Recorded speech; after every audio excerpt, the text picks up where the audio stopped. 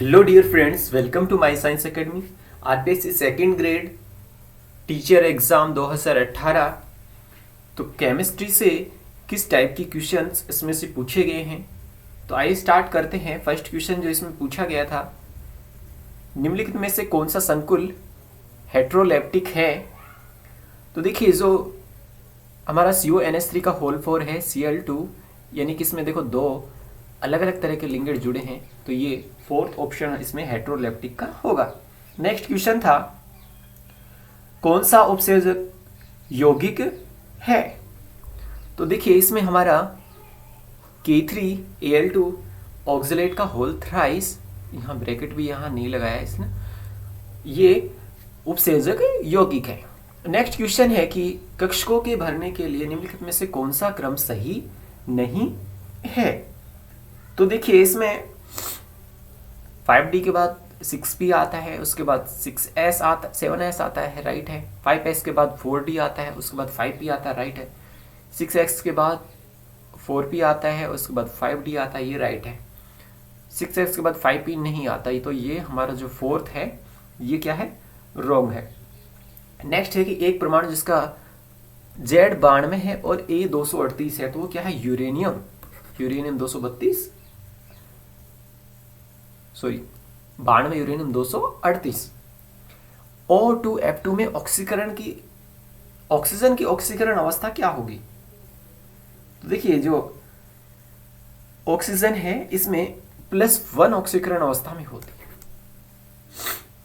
है। SCO3 minus का संयुग्मी क्षारक है, तो जो कार्बोनेट है CO3 माइनस, ये इसका संयुग्मी क्षारक है। और जैसे इसमें संयुग्मी अम्ल कौन सा है, H+ है। मानव रुधिर का pH होता है 7.4। नेक्स्ट है, यदि प्रक्रम स्वतः प्रवर्तित है तो डेल्टा G होगा, तो डेल्टा G होगा <0, तो ये थर्ड ऑप्शन राइट होगा। एक द्रव का ठोस में क्रिस्टलीकरण होता है तो एंट्रोपी में क्या चेंज होगा। तो देखिए, जो एंट्रोपी है वो कम हो जाएगी। निम्नलिखित में किस स्पीशीज का अपचयन हो रहा है।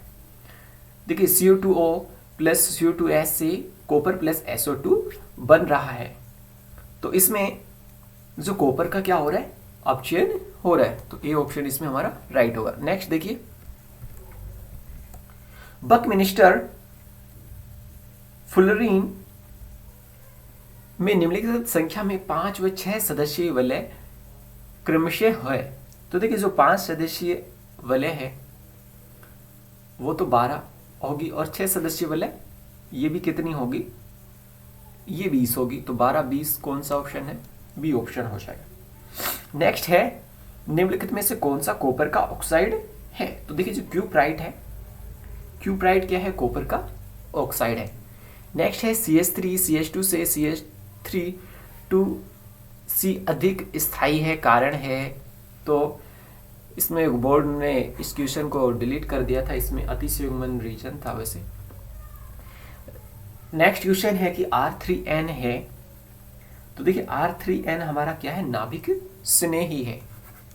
अब नेक्स्ट रिएक्शन है कि जो बेंजीन की CH3COCl निर्जल AlCl3 और टेम्परेचर की उपस्थिति में अभिक्रिया करवाई जाती है, तो जो अभिक्रिया में लुईस हार होगा या फिर लुईस अम्ल होगा, ये हमको बताना था। तो देखिए, इसमें क्या होगा, लुईस अम्ल होगा। निम्नलिखित में कौन सा बहुलक ताप दृढ़ बहुलक है। तो देखिए, जो ताप दृढ़ बहुलक है वो हमारा पॉलीस्टीरीन है। इसके अलावा सभी ताप सुदृढ़ बहुलक है। वह बहुलक जो पेंट में उपयोगी है तथा एथिलीन ग्लाइकोल व थैलिक अम्ल से संश्लेषित होता है। तो जो हमारा ग्लिप्टल है, दवा जो बुखार को कम करती है क्या कहलाती है। तो जो दवाएं बुखार को कम करती है वो क्या कहलाती हैं, एंटीपायरेटिक। प्रतिजनन क्षमता औषध है, तो नोवा एस्ट्रोल। निम्नलिखित में से अनपचयी शर्करा है। तो देखिए, अनपचयी शर्करा की अगर हम बात करें तो अनपचयी शर्करा है, इसमें माल्टोजी क्वेश्चन भी रिपीट हो चुका है। कौन सा प्राकृतिक एमिनो अम्ल प्रकाशिक अक्रिय है? तो देखिए ये जो एलानिन है, ग्लाइसिन है, सॉरी एलानिन है, वेलिन है और एस्पार्टिक अम्ल है, ये क्या है? प्रकाशिक रूप से सक्रिय है। और जो हमारा ग्लाइसिन है, ये ग्लाइसिन क्या होगा? अक्रिय होगा। अधिशोषण की डेल्टा एस सदैव क्या होती है? ऋणात्मक होती है। वह पदार्थ जो उत्प्रेरक की क्रियाशीलता को बढ़ाते हैं वो क्या कहलाते हैं? वर्धक कहलाते हैं, या विष्कारक कहलाता है, या प्रारंभक कहलाता है। तो देखिए घटा रहा है तो अगर बढ़ाता है तो वर्धक और घटा रहा है तो विष्कारक। कौन सा जल का रासायनिक प्रदूषक है?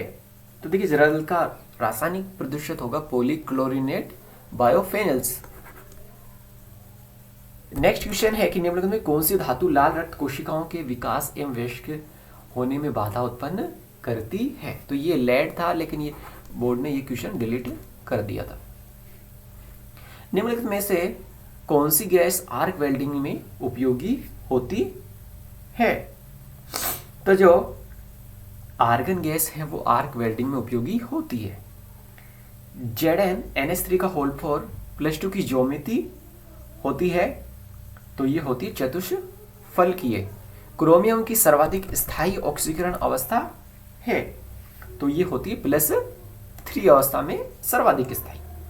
निम्नलिखित में से अधिकतम अनुचुंबकत्व दर्शाने वाला त्रिधनात्मक आयन है? तो देखिए जो नायोडीमियम +3 है ये होगा। नेक्स्ट देखिए कौन सा तत्व विटामिन B12 के लिए आवश्यक है? तो ये हमारा होगा कोबाल्ट। नेक्स्ट है टॉलुइन द्वारा प्रतिस्थापी अभिक्रियाओं में अप्रत्याशित सक्रिय प्रभाव दर्शाए जाने का कारण है? तो जो हमारा अतिसंयुग्मन हाइपर कॉन्जुगेशन है वो होगा। एक यौगिक के IR स्पेक्ट्रा में यदि 1715 सेंटीमीटर इनवर्स पर एक शिखर प्राप्त होती है तो वो यौगिक कौन सा है? तो ये यौगिक है CH3COCH3। यदि अभिक्रिया का वेग अभिकारक की प्रारंभिक सांद्रता पर निर्भर नहीं करता तो अभिक्रिया की कोटि क्या होगी? तो देखिए शून्य कोटि होते उसमें प्रारंभिक सांद्रता पर निर्भर नहीं करता। यदि बेंजीन में 30 डिग्री सेल्सियस पर एक वाष्पशील विलेय मिलाया जाए तो इसका वाष्प दाब क्या होगा? तो देखिए इसका वाष्प दाब क्या हो जाएगा? कम हो जाएगा। बेंजीन में एसिटिक अम्ल का मोलर भार 60 के स्थान पर 118 आता है, तो इसमें क्या होता है? अणुओं का एसोसिएशन हो जाता है, यानी कि संगुणन हो जाता है। नेक्स्ट है KCl के तनुकरण करने पर चालकता एवं तुल्यांक चालकता में क्रमशः जो बदलाव होगा तो क्या होगा? चालकता तो कम हो जाती है और तुल्यांक चालकता बढ़ जाती है। निम्नलिखित में से कौन सा तत्व N-1 D10NH2 विन्यास प्रदर्शित नहीं करता है?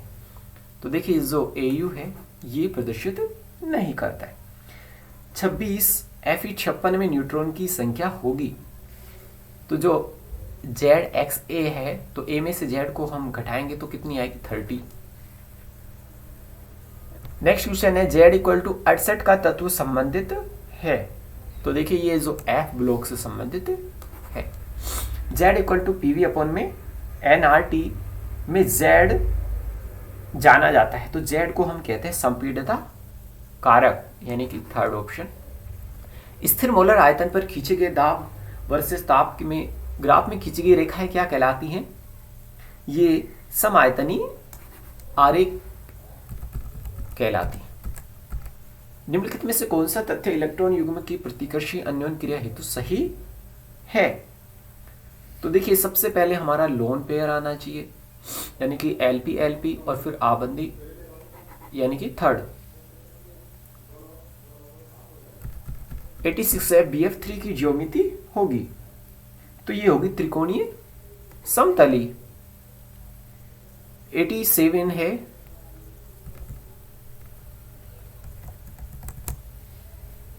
तो यहां तक कि 86 के तक ही क्वेश्चन थे। Thanks for watching the video.